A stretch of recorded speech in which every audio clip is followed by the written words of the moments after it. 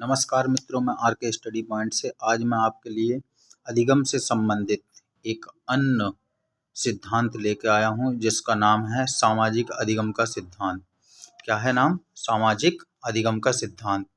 ये भी बहुत ही मोस्ट इम्पोर्टेंट क्वेश्चन है जो टेट सी टेट दोनों में पूछा जाता है। सामाजिक अधिगम का सिद्धांत, इसका दूसरा नाम है प्रेक्षणात्मक अधिगम भी इसको कहते हैं। इसके प्रतिपादक जो थे अल्बर्ट बंडूरा थे। कौन थे? अल्बर्ट बंडूरा जी हैं। अगर पूछा जाए कि अल्बर्ट बंडूरा जो है कहाँ के रहने वाले थे, तो ये निवासी कहाँ के थे? कनाडा के रहने वाले थे। कभी कभी इनका जन्म तिथि भी पूछ लिया जाता है कि इनका जन्म कब हुआ था। तो 4 दिसंबर 1925 को इनका जन्म हुआ था। और इन्होंने सिद्धांत किस सन में दिया था? तो इन्होंने जो सिद्धांत दिया था वो दिया था 1977 में। तो इसमें बहुत सारे क्वेश्चंस बन जाएंगे आपके कि सामाजिक अधिगम का सिद्धांत किसने दिया है? तो अल्बर्ट बंडूरा ने दिया है। अल्बर्ट बंडूरा कहाँ के निवासी हैं? कनाडा के हैं। कनाडा में इनका जन्म कब हुआ था? तो 4 दिसंबर 1925 को हुआ था।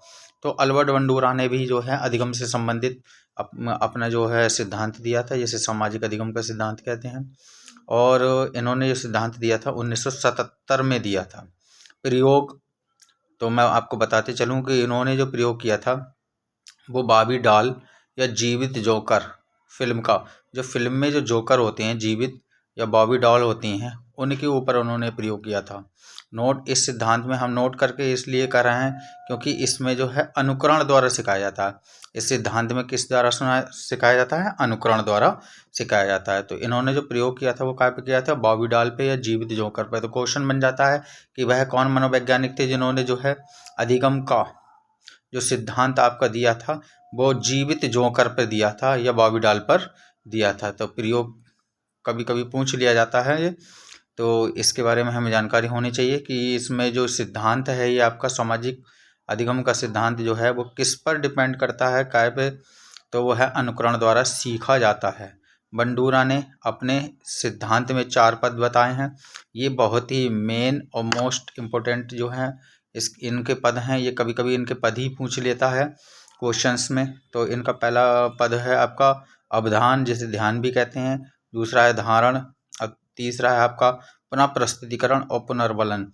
तो ये सिद्धांत के जो 4 पद हैं इससे ये समझाया गया है कि जो बच्चे होते हैं वो अपने अधिगम को कैसे प्राप्त करें या कैसे किस प्रकार से सीखें। तो उसके लिए सबसे पहली बात तो जो है बच्चों को ध्यान मुद्रा में आना पड़ेगा, उसके बाद धारण करना पड़ेगा, उसके बाद जो है पुनः प्रस्तुतिकरण करना पड़ेगा, उसके बाद पुनर्बलन करना होगा, जिससे कि वह अपने लक्ष्य को भेद सकें।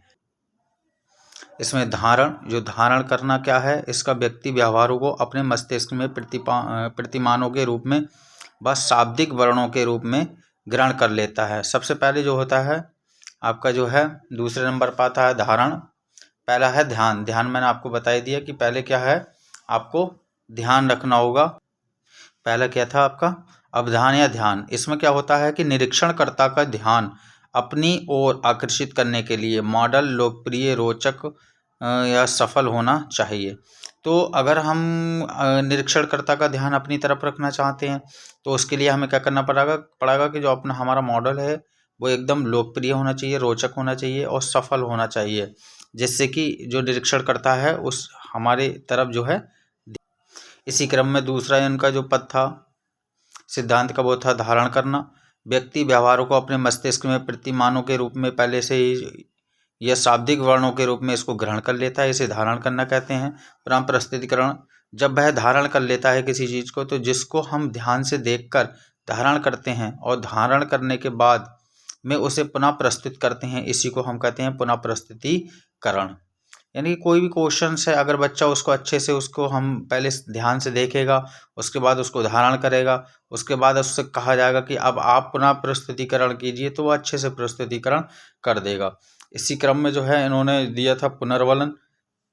पुनर्बलन का मतलब होता है जहाँ सकारात्मक पुनर्बलन मिलने पर हम उसे दोबारा करेंगे और नकारात्मक पुनर्बलन मिलने पर हम उसे छोड़ देंगे। पुनर्बलन का मतलब होता है कि अगर जो हम बच्चे को जो सिखाया गया है उससे अगर वो उसको सकारात्मक अगर उसका जो है पुनर्बलन होता है तो उसको करेगा, और अगर नकारात्मक हो तो उसको हम क्या कर देंगे? छोड़ देते हैं। सामाजिक अधिगम का शैक्षिक महत्व समझ लो।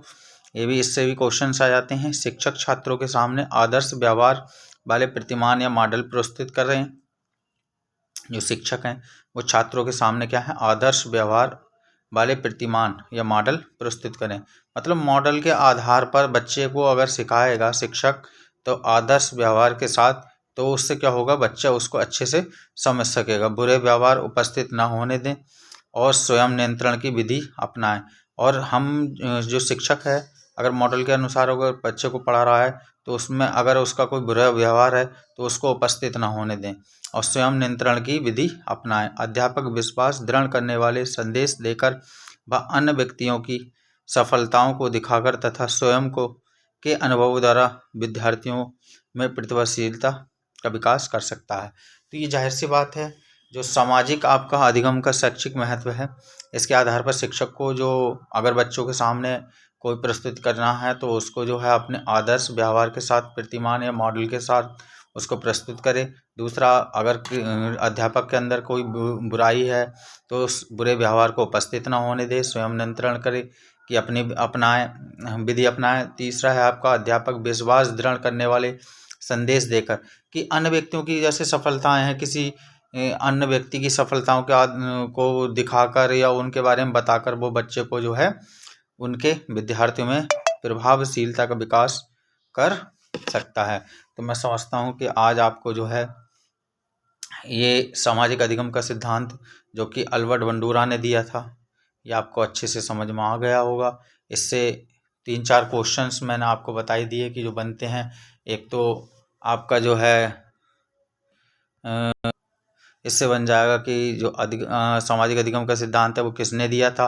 प्रतिपादक के बारे में पूछ सकता है, निवासी कहाँ के थे, जन्म स्थान जन्म तिथि इनकी क्या थी, सिद्धांत कब दिया था, प्रयोग किस पे किया था, ये बहुत बार बार पूछ लेता है। इनका सिद्धांत अनुकरण किस पर ज़्यादा जोर देता है, तो अनुकरण द्वारा।